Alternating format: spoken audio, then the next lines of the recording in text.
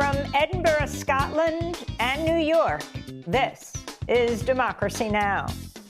This is the second time this has happened that I've received a reprieve from the governor, which means this is my third execution day. And so that in itself is daunting. But of course, you know, having more time means I could put forth a more concerted fight. Even with your best efforts, you're still, hoping for some kind of divine intervention, Ohio's Republican Governor Mike DeWine has granted a reprieve to Keith Lamar and 2 other prisoners on death row. Lamar was scheduled to be killed in January, but his execution has now been pushed back until January 2030, giving him and his supporters more time to fight for his freedom. He'll join us live from Ohio's death row. Then, as we broadcast from Edinburgh, Scotland, we'll be joined by the world-renowned violinist Nicola Benedetti. She's the first Scot and first female to head the Edinburgh International Festival.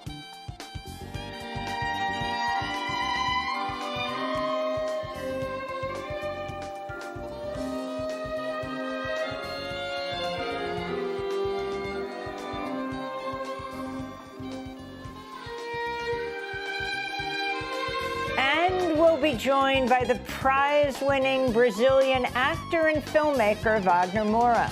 He was nominated for an Oscar for his performance in The Secret Agent. Here in Edinburgh, he's starring in the play A Trial, after an enemy of the people. All that and more coming up.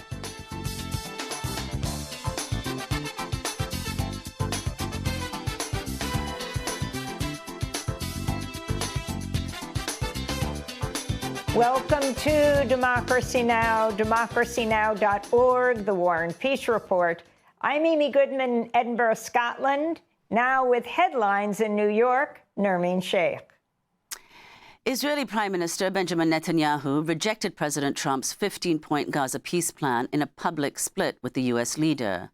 The proposal requires Hamas to disarm fully before Israel withdraws and Palestinians gain independence, but Netanyahu demanded complete disarmament up front before any phased implementation begins. Here's Netanyahu on Sunday. As long as I am Prime Minister, a Palestinian state will not be established. Not in Gaza and not in Judea and Samaria. Not a Fatahstan, not a Hamastan.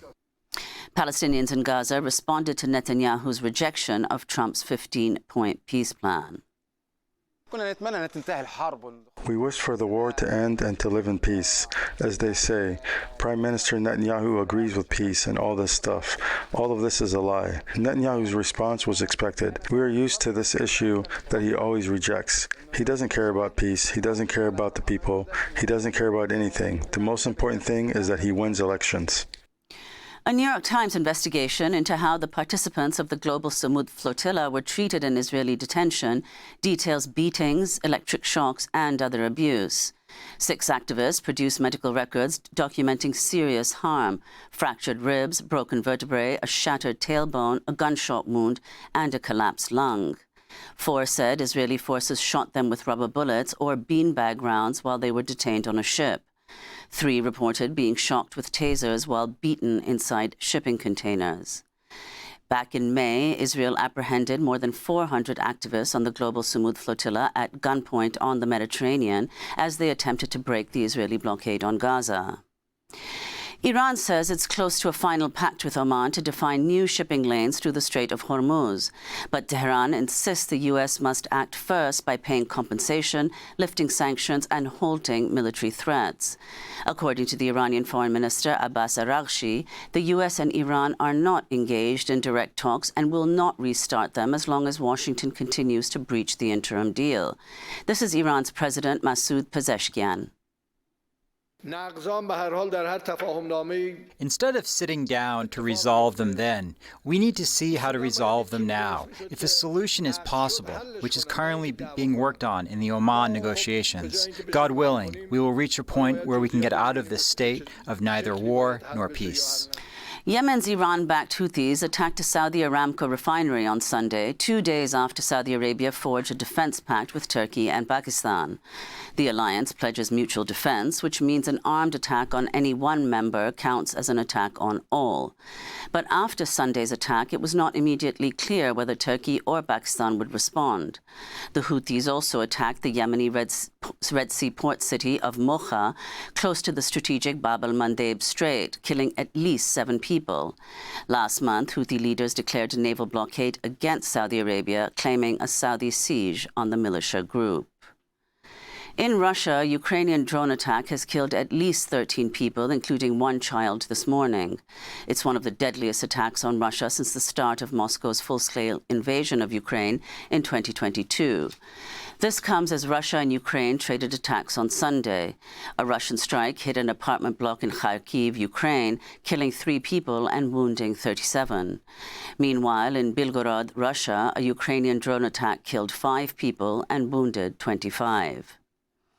Here in the U.S., President Trump's former personal lawyer, Todd Blanche, was confirmed as Attorney General Saturday morning by a narrow 50-49 vote in the Senate. Republican Senator Bill Cassidy of Louisiana cast the deciding vote to confirm Blanche. Republican Senators Susan Collins and Lisa Murkowski voted against Blanche's nomination. Some Republican senators had questioned Blanche's mismanagement of the release of the Epstein files and his role in creating President Trump's $1.8 billion so-called anti-weaponization fund. Blanche eventually walked back the fund after 2 Republican senators threatened to withhold their votes. A federal appeals court ruled Friday that Trump cannot build a ballroom to replace the White House East Wing without congressional approval.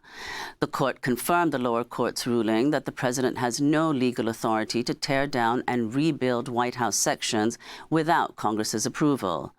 President Trump vowed to appeal the ruling, writing on Truth Social, quote, "It is all tied together as one big, expensive, and very complex unit, which is vital for national security and military operations of the United States of America. This unjust decision must be overturned by the Supreme Court in its entirety," Trump wrote.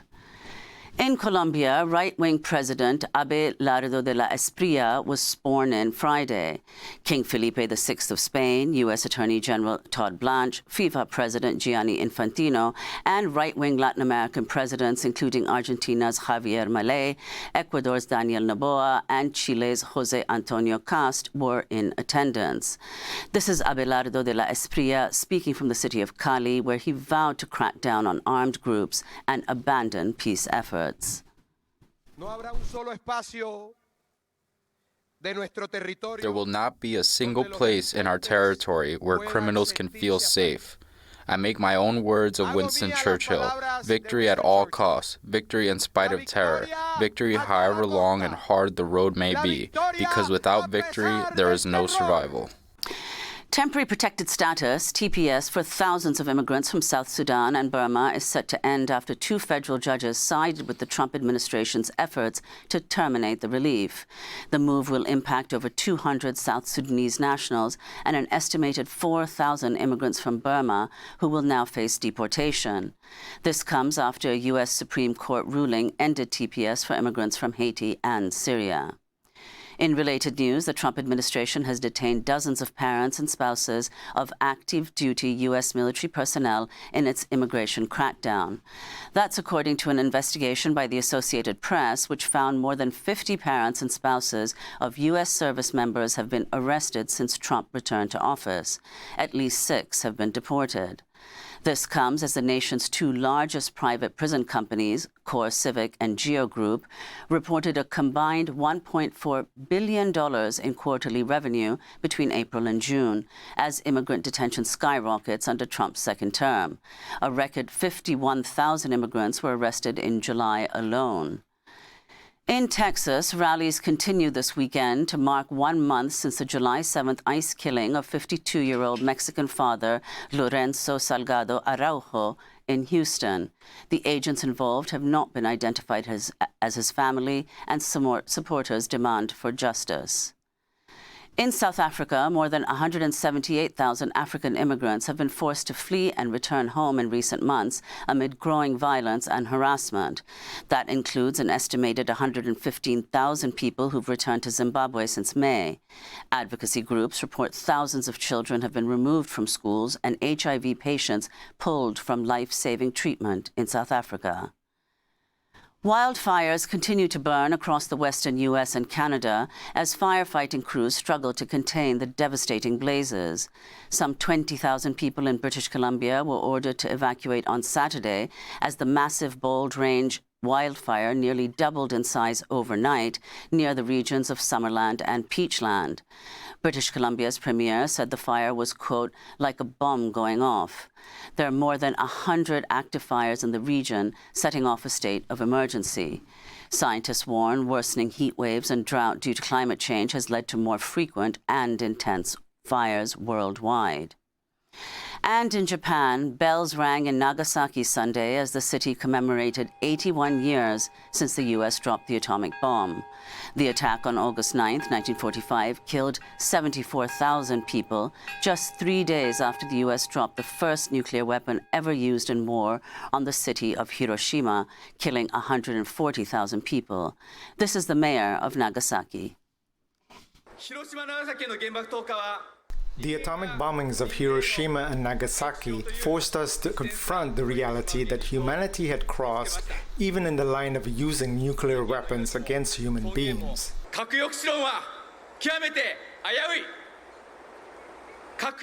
The theory of nuclear deterrence is extremely risky. Nuclear weapons are not a necessary evil, but an absolute evil, and humanity and nuclear weapons can never coexist.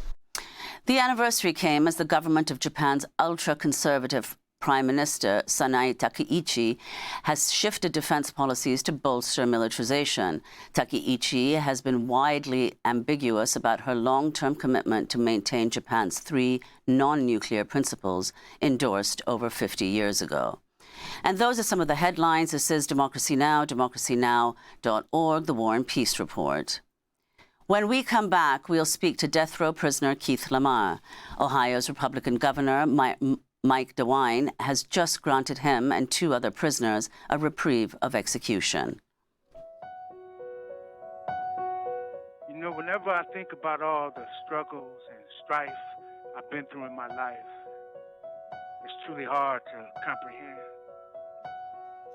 I mean, I'm sitting inside a cage on death row, yo. So far away from home, so far away from everything I know. Might as well be sitting inside the hold of a slave ship. That's what it feels like to be here. Yet it's hard sometimes to see how what I'm going through is connected to what my ancestors suffered and survived. Truth be told, I'm lucky to be alive, real talk. Sometimes when things get too heavy to carry, I close my eyes and drift back to a time when everything was all good. A time when it was fully understood that being here on this earth was the biggest blessing. My grandfather taught me that. See, I grew up in a neighborhood called the Village, a small enclave on the east side of Cleveland. Beautiful place, yo, with fruit trees and sweet things on every corner, no lie. I was surrounded by my family and friends then. I'm telling you, there was no end to the love we shared. A real community planned by people whose only plan was to live and give everything they had.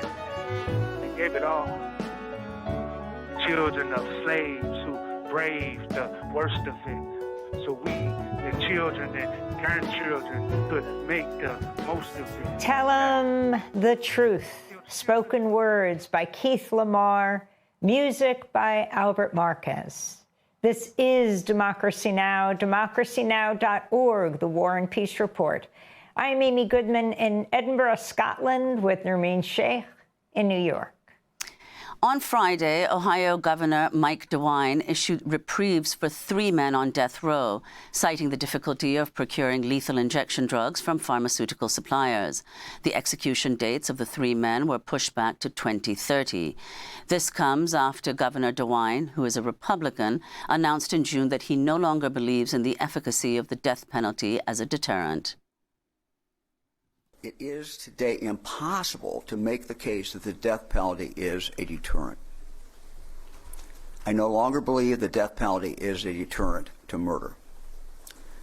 The moral justification I had for voting for the death penalty simply no longer exists. For the state to take a human life, there must, in my opinion, there must be evidence that in doing so, it will help protect the public, that the threat of that action will deter someone from committing murder. For the reasons stated above, I do not believe that argument today can be successfully made. Nor do I believe that there's any chance in the future the facts that I have cited to support that belief will change. Therefore, I believe Ohio should abolish the death penalty. One of the men on Ohio's death row who received the reprieve from Governor DeWine is Keith Lamar. The new date gives Lamar, his attorneys, and supporters more time to fight for his freedom. Lamar was sentenced to death for the murder of 5 fellow prisoners during the 1993 Lucasville prison uprising. He and his attorneys say he's innocent and was wrongfully convicted. His trial was held in a remote Ohio community before an all-white jury. He's now spent over 30 years in solitary confinement. This is an excerpt from the animated short film The Injustice of Justice, narrated by Keith Lamar and illustrated by Molly Crabapple, which won the grand prize for the best animated short film at the 2025 Golden State Film Festival. I was on the recreation yard when it all began. A guard came running out of the building with blood streaming down his face, followed by a masked prisoner who was carrying a weapon and yelling, "We taking over." Against my better judgment, I went inside to check on my personal belongings. A fatal mistake. It was complete chaos. When I made it to my assigned location, I discovered that it was being used as a holding area for hostages, both guards and prisoners. I was thereafter approached by a masked prisoner who gave me the option to either participate or leave. I chose to leave. Hundreds of us gathered on the yard, waiting as the National Guard and Highway Patrol took up watch outside the perimeter fence. Because I had gone into the hostage area without wearing a mask, my name would be mentioned among a vast array of potential suspects. Even though the state concedes that I was never affiliated with any of the gangs said to have presided over the riot, the fact that I was already serving time for murder would play a big part in their decision to indict me. Ultimately, I was charged with 9 counts of aggravated murder. I couldn't believe it. That was an excerpt from the animated documentary, The Justice of Injustice, narrated by Keith Lamar, illustrated by Molly Crabapple. For more on the news of the reprieve and the latest on Keith Lamar's case, we're joined by 3 guests. Keegan Stephan is a civil rights lawyer with Beldock, Levine, and Hoffman. He's representing Keith Lamar, joining us in New York. Amy Gordiju is campaign manager for Justice for Keith Lamar. She's with us from Cleveland, Ohio. And on the phone from Ohio's death row is Keith Lamar. Keith, we're going to begin with you. I don't know whether to say congratulations or recognizing that this means you still have an execution on the horizon, but the significance of the Republican Ohio governor, Mike DeWine, putting off giving you a reprieve on this execution for 3 years. Can you talk about your response and how you learned that you would not be killed by the state next year? Well, first of all, I think, thanks so much, Amy, for the opportunity, obviously, to elevate the profile of my case. I think congratulations is in order because aside from me receiving a reprieve, which I was very relieved, though we anticipated that he would stick to his pattern, I'm still relieved that I don't have that hanging over my head. But in the meantime, I've been undergoing a consistent torture since the last reprieve. Guards have been spraying chemicals in and around my cell. I haven't been able to eat breakfast or lunch over 3 years because of the chemicals that are being sprayed in my food. I'm being harassed constantly. And so, not the death penalty, the execution is one thing to worry about, but I've also, been caught up in this thing called the push-off, where guards try to push you off the planet, try to get you to kill yourself. And one of my friends 2 months ago committed suicide because of the same treatment that I've been undergoing for the past 3 years. But getting to my legal case, I've been working very hard with, a formidable team of attorneys who are right now uncovering evidence that has been withheld for the past, 3 decades. And so it's been really, really, difficult over the past several months because, with the execution looming, we would have concerns about filing under the impression that we were trying to execute some kind of ploy, and with that now being removed, we're now operating under that type of pressure and that suspicion. So hopefully the courts will take the motion that we're about to file more seriously because of the reprieve. But I'm thankful, grateful for the time that I've been given because that gives my attorneys more time to develop my claims. Yeah. So, Keith, we're very, very sorry to hear about this absolutely atrocious treatment that you have been receiving. I mean, if you could talk a little bit more about, is there any recourse? What kind of response do you get when you point out what's happening? Well, about 4 or 5 years ago, they passed a rule that all guards have to wear cameras, body cameras, similar to police officers on the street. And ironically, the result of them having cameras has allowed them to do more mistreatment, more harassment, because if it's not on the camera, it didn't exist. It didn't happen. So I filed over 50 complaints with the administration here, and they check the camera. They don't see anything. They claim not to see anything, and because they didn't see anything, it doesn't exist. Meanwhile, my health has, depreciated. I'm in constant jeopardy. Like I said, I'm losing weight. I'm right now sitting in a plume of fumes as I'm speaking to you on the phone, but I have to sit at the front of the cell because that's where the signal is strongest. But I'm right now in a cloud, of a bewilderment as I'm trying to communicate to people, the specific details of my case.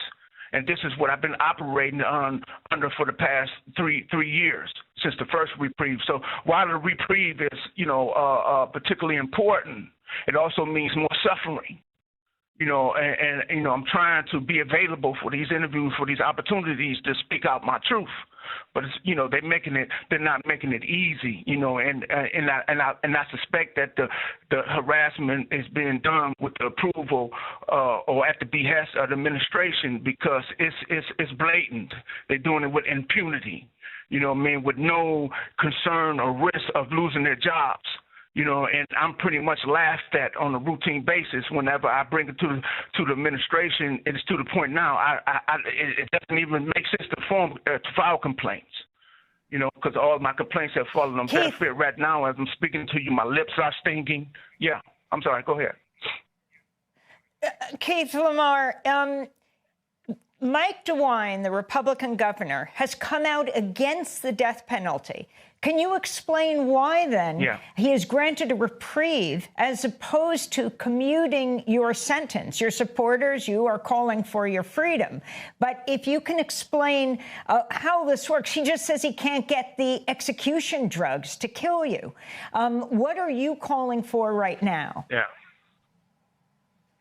Well, Mike DeWine, at the end of the day, as a politician, as he himself stated, he was one of the architects who put in place the execution policy here in Ohio.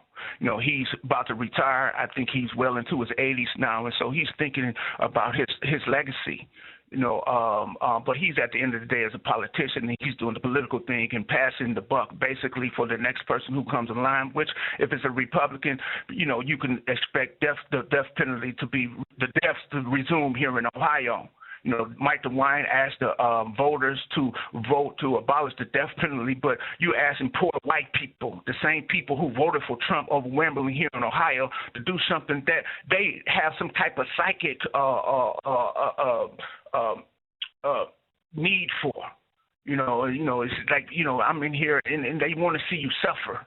You know what I mean? And that's the whole thing. And so they also heard the news that I got a reprieve. It spread around the prison immediately. And even on that day, you know, it's just the attacks are immediate. I know I sound a little hysterical, but I'm making this call under duress. I'm living under extreme strain. And the reprieve, while good on the legal sense and giving us more time, it also increases the pressure, the harassment that I'm undergoing. Keith Lamar, again, we're so sorry to hear about this distressing treatment and the conditions under which you're living there. I wanted to ask you about comments you've made about the disproportionate number of convictions and executions in Hamilton County, and whether you think those have changed at all in the duration in which you've been imprisoned, and what the reasons are that you've said, all-white juries, jailhouse informants, etc. If you could just elaborate. Yeah, when the riot happened, they were looking for prosecutors to prosecute the crimes, and they picked Hamilton County because of Hamilton County's dubious distinction of receiving these death penalty cases. I think they were only second to Texas at the time. And Mark Piedmeier from early 1990s up until now used the same MO of using jailhouse informants, withholding exculpatory evidence. I mean, this is their MO. This is the DNA, the culture of this particular prosecuting office.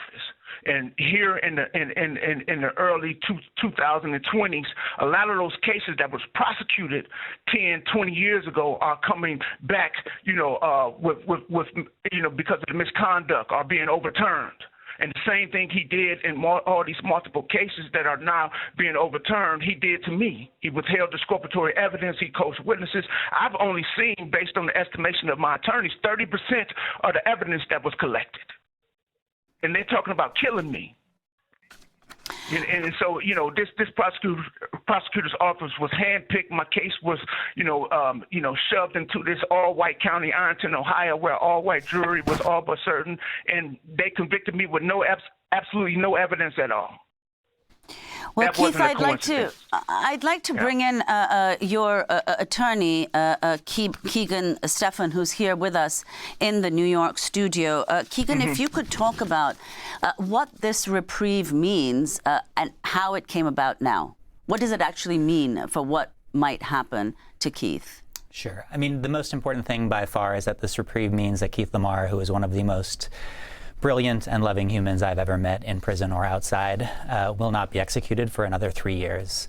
That is so meaningful to him and so many people who he loves and takes care of and educates on a day-to-day basis.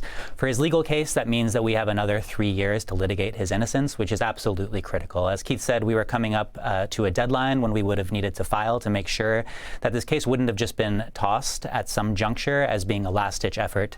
And it's not a last-ditch effort. We've been investigating now for over 3 years. We've uncovered incredible new evidence, very powerful evidence of his innocence. I've spoken to eyewitnesses, uncovered additional materials in the record that have me believing that he is absolutely innocent. There's no question in my mind. So we are now in the process of putting all of that into a motion for leave and a motion to vacate his conviction, and we'll be filing very soon. We will then have all of this time to litigate it, to get courts to decide on it, and hopefully by the time 3 years rolls around, he will be exonerated and a free man. And finally, Amy Gordeev, what are your leader, campaign manager for justice for Keith Lamar? What are you and the supporters of Keith calling for now? How are you organizing? Well, we are facing the departure of our Governor Mike DeWine, in January. And right now we're in an unusual moment of his political history where he has the power to do something extraordinary, and that is to pardon Keith. We're asking and calling on as many of your viewers and anyone they can share it with to sign the petition to Governor DeWine, asking him to look into this case and do the right thing, do the moral thing. He spoke of his morality and his beliefs, and we want him to take it one step further. And that petition can be found at keithlamar.org/petition. We ask people to follow us on our social media. It's all one word, @Justice for Keith Lamar. And we really need to make our choir sing loudly now and show the government what the collective cry is of people who are feeling and caring and who've come to this conclusion with us. And as Keegan just mentioned, that evidence will soon be made public and available, and it's unquestionable at that point. And anybody who's a thinker will see right away that Keith was framed, and it's not just his word, it's all right there for anyone to see. So we just ask everyone who can help us spread the word, because that in our current society seems to be, the squeaky wheel gets the grease, as they say, and the more support we have, I think the more compelling our cry will be when we take our petition to him in November. I want to give Keith the last word. Keith, from Ohio's death row, your final comment to the world right now. I mean, one of the things that, I was listening to the run-up to my segment about what's going on in Israel, what's going on all over the world. And it's, I'm emboldened always watching your show, Amy, that people are speaking up, standing out. And Audre Lorde once said that your silence will not protect you. And that's the thing that I want to send out to anybody who might be listening to this, who might be going through any, oppression or any type of evil or whatever it might be. That speak out who you are, and you will find or discover that you are not alone. And that's been one of the, the big, blessings in my life. And I'm fortunate to, I would, want to thank all the people who are supporting me, but there's too many people to thank. But here we live in a capitalistic country, and Frederick Douglass said, you might not always get what you pay for, but you're going to pay for what you get. And so all the people who have been, funding my campaign, funding my legal fund, I really, really want to thank you. It has made all the difference, all the difference in the world. And I just want to thank you and your team, Amy, for once again helping me highlight my case. It really, really is invaluable what you all are doing for me, and I'm really, really grateful. Really, really grateful. Thanks so much. Well, Keith, we're going to continue to cover your case. Keith Lamar has been granted a reprieve by the Ohio Governor Mike DeWine for 3 years, a reprieve from execution. His supporters, like our guest, Amy Gordeev, campaign manager for Justice for Keith Lamar, and attorney Keegan Stefan, are now organizing to call for the stopping of his execution. Coming up, we are broadcasting from Edinburgh, Scotland. We'll be joined by the world-renowned violinist Nicola Benedetti, the first Scot and first female to head the Edinburgh International Festival. We'll then be joined by Vagner Moura. Stay with us.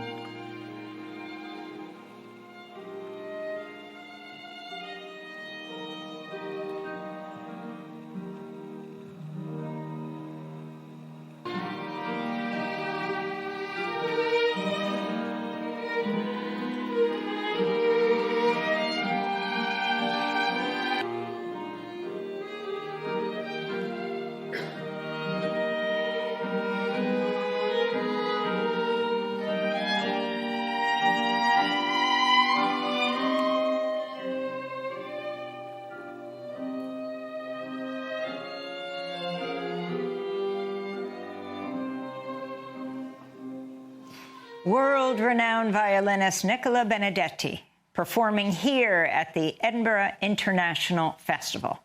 This is Democracy Now!, democracynow.org. We are broadcasting from Panmure House, the former home of Adam Smith, here in Edinburgh, Scotland, where the Edinburgh International Festival is taking place, one of Europe's biggest arts festivals. We're joined now by the Grammy-winning Scottish violinist Nicola Benedetti, one of the most celebrated classical violinists in the world.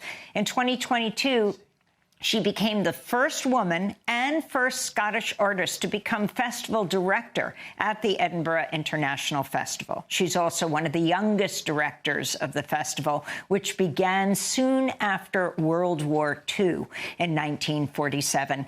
It's great to have you with us. It's odd for me to welcome you to your city, Nicola, but if you can tell the world what this festival is all about, how it came into being, and what you're trying to do. You are transforming this festival in the last 4 years you have headed it, one of the youngest directors ever.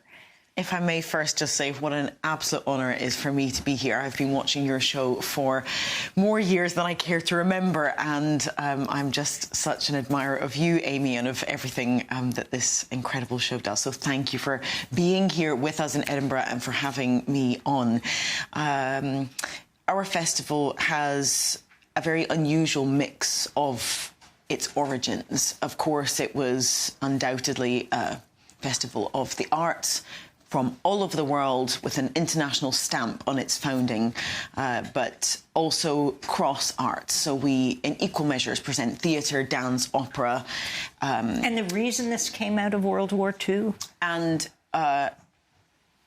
you know, I think what is quite unusual about the Edinburgh International Festival is the humanitarian mission that is woven into all of its origin rhetoric. So, yes, it was a festival of the arts, but also one that allowed for Jewish individuals and ex-Nazi individuals to be on stage, to be making art and music together. That took place in this city. And if you look at all of the original speaking about its purpose and its gift, not only to Scotland, but as a beacon of what is possible and what the language of the arts can bring to people, so much of that was about reconciliation, about seeing each other more truthfully, about human relation, about international relation, about the flowering of the human spirit and the opening of our hearts. And I think we know, and I know we're aligned on this, is that the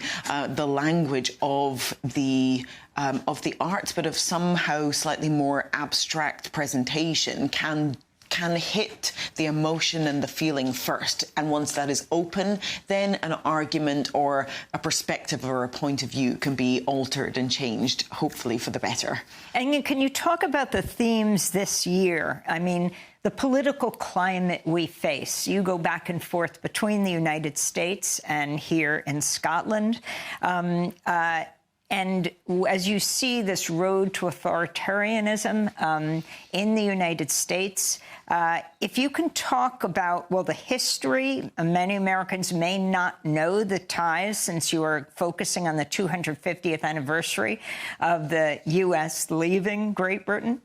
So that is very much the theme of this year's festival. We have named it All Rise, but it was a convergence of circumstance, both artistic and more, I guess, our overall rallying cry that we're trying to, with the themed festivals year on year, we're trying to encourage our artists and participants and audiences alike stand with us in our acknowledgement that the arts is an integral pillar in that conversation. It's an integral pillar in being able to heighten people's relation with one another.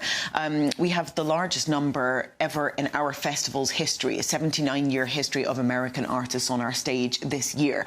But it is not... Saturday night at Usher Hall was astounding. Describe what happened. You introduced it. I mean, there were, more than 300 musicians on stage, the Scottish Symphony Chorus, and Jazz at Lincoln Center. Jazz Lincoln Center and Jason Max Ferdinand Singers, whom I've actually just left one of our other venues. They're doing an uplifting, moving recital for us this morning that's just absolutely outstanding.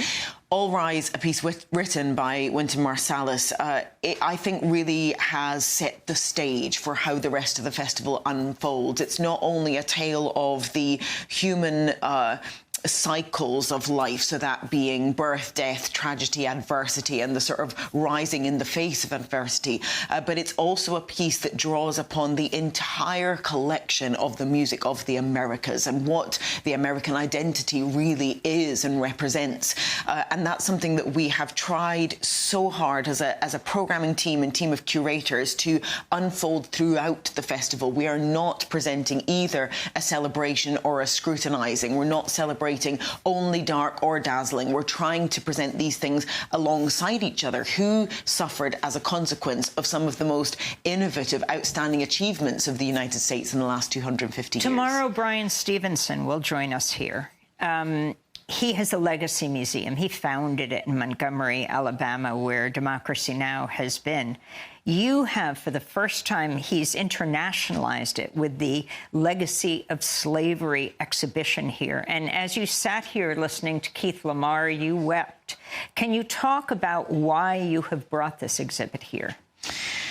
I am so honoured that Brian agreed to do that. I think that the United States story is not only incomplete, but the integral nature of that aspect of the history is one that I could not in my right mind try to present and defend a broad story of Americanness without that being thoroughly and seriously told. And there are no better, words and depictions than that of Brian Stevenson, someone who has fought his entire life on this subject.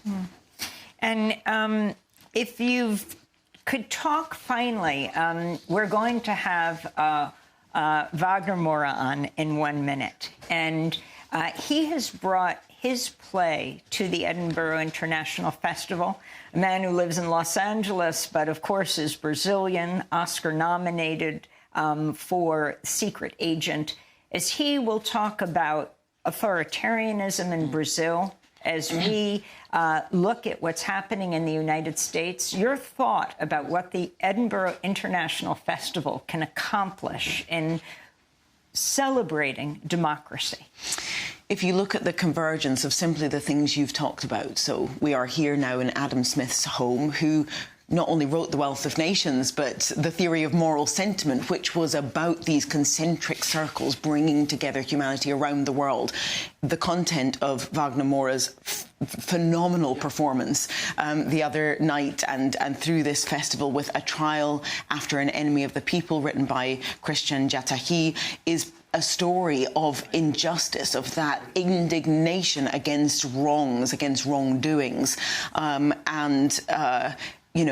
think our event too is really trying to bring to the fore the notion that when you mix dialogue with the profundity of art presentations and pull these things together, we have the potential to not only change that mind but continually to reflect more on the origin story of this festival. It was intended to make the world a better place, and all we can do is bring that into being over and over and over again. Nicola Benedetti, we thank you so much for being with us. Award-winning Scottish violinist, founder of the Benedetti Foundation, and the festival director of the Edinburgh International Festival. Coming up, we will be joined by the prize-winning Brazilian actor and filmmaker Vagner Moura. Nominated for an Oscar for his performance in The Secret Agent here in Edinburgh, he's starring in the play A Trial After an Enemy of the People. But first, let's hear more music from Nicola Benedetti.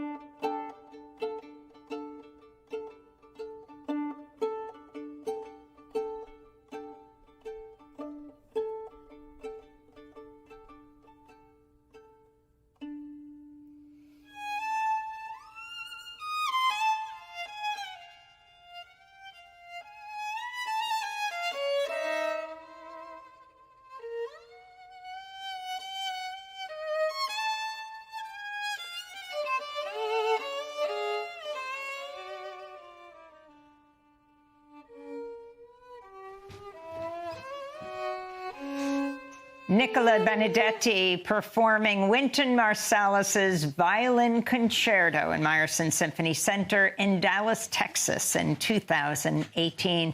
This is Democracy Now!, democracynow.org. I'm Amy Goodman in Edinburgh, Scotland, with Nermeen Sheikh in New York. We end today's show with the acclaimed Brazilian actor and filmmaker Vagner Moura. At the Edinburgh International Festival, he's starring in a sequel to a play by Henrik Ibsen titled A Trial After an Enemy of the People. In Ibsen's groundbreaking 1882 play, An Enemy of the People, protagonist Thomas Stockmann faces shame and exile after attempting to expose a water pollution scandal in his hometown. In the sequel, director Cristiane Jatahi throws Stockmann into a modern-day public courtroom in Brazil, and it's up to a jury of audience members to decide if he is innocent or whether he is indeed an enemy of the people. Vagner Moura plays Thomas Stockmann in the sequel. His Oscar-nominated performance in the film The Secret Agent, set during the Brazilian dictatorship, won him a Golden Globe as well as the 2025 Cannes Film Festival Award for Best Actor. Vagner Moura is also widely known for his role as the Colombian drug lord Pablo Escobar in the Netflix series Narcos. We're joined right now in Edinburgh by Vagner Moura. Welcome back to Democracy Now! It's great to have you with us. You're a lot thinner than you were as Pablo Escobar. But last night, your performance, Vagner, in A Trial After the Enemy of the People, the takeoff on Ibsen's play. If you can explain this play, it is prevalent in so much of your work that you've starred in, that you've directed. Explain what this was all about. You took the breath away of the, 600 people at the Lyceum. Yeah, Amy, I was so happy to see you there yesterday. I'm such a fan. Everybody was like, Amy's here. It was such a electrifying moment on the backstage. This play is like, I always wanted to stage this play, Ibsen's play. But then I started to talk with Cristiane Jatahi, who's the director of the play, and she didn't want us to do the play the way the play was. She was more interested in the aftermath of those characters, what was going to happen especially to Thomas Stockmann after he was declared an enemy of the people. And for people who aren't familiar, especially young people, the theme of Ibsen's play. Yeah, An Enemy of the People was a play written by Norwegian writer Henrik Ibsen back in the 19th century. And it's about a doctor of this spa resort. And this doctor discovers that in a place that everybody lives from this spa resort. The spa resort is the most important resource of the city. But then this doctor discovered that the water of the spa resort is contaminated and harmful to people's health. So he reports that to the mayor of the town, who is your brother. And the mayor decides that he's going to hide the information from everybody else because he's afraid that the tourists won't bring the money that they bring to the city every summer if they know that the water is contaminated. So this is the dilemma of the play. And because Thomas insists, his moral imperative is like, I have to tell the truth. And he suffers lots of consequences for doing that. And then we bring, in our production, we bring the audience to the stage every day, and together we decide whether Thomas Stockmann, in today's perspective, in 2026, whether Thomas Stockmann is or is not an enemy of the people. An enemy of the people. And I think of Bolsonaro, who is currently in prison, the former president of your country, Brazil, and the parallels in dealing with COVID-19, what you should tell the people, and you bring up COVID in this new version of the play. But your observations as you were born halfway through the dictatorship in Brazil. You were born, what, in 1976? Yeah. Something you know well. And now a president who was admiring of that dictatorship, authoritarian Jair Bolsonaro, is in prison for doing something that President Trump, you now live in Los Angeles, also was involved with as he attempted to overthrow the government in the election, the election and stop it. Yeah, Why do you think he's in prison? I think that, I have a theory. I'm not, political theorist, but my theory is that because the same thing that happened in the U.S., the invasion of the capital, happened in Brazil. It was the same thing. People invading the institutions and breaking things and all that. And that's because of their leaders. They were like, Bolsonaro and Trump were like, you should do that. The reason that in Brazil we acted really quickly to put Bolsonaro in jail, to find the financiers, to everybody. He was called the Trump of the tropics. Yes, he was called the Trump of the tropics for us. But the reason that I think that Brazil did it so fast is that not because I think that Brazilian institutions are stronger than Americans, but I think that we in Brazil, we know what a dictatorship is.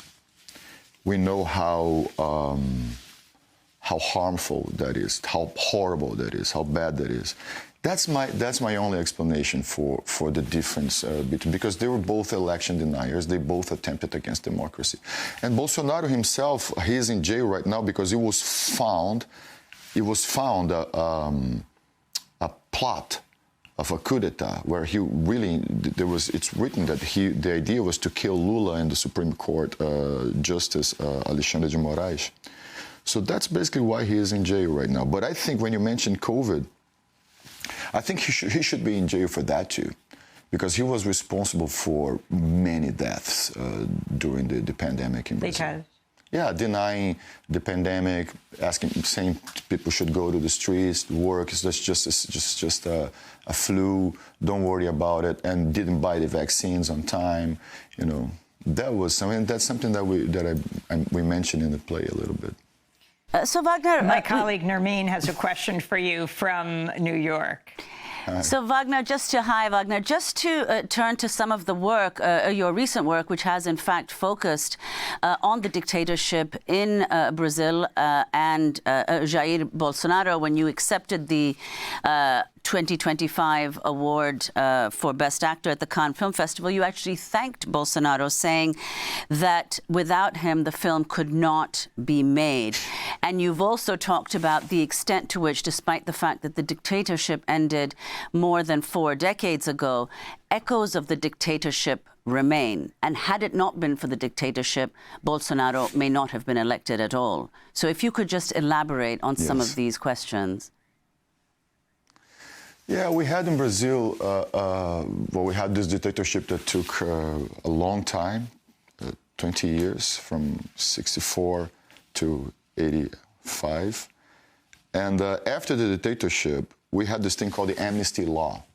The amnesty law was basically something that forgave. Let's start from zero. Let's not think about it anymore. Let's have a fresh moment. And then it basically forgave all the torturers, killers, and people that did despicable things to civilians during the dictatorship.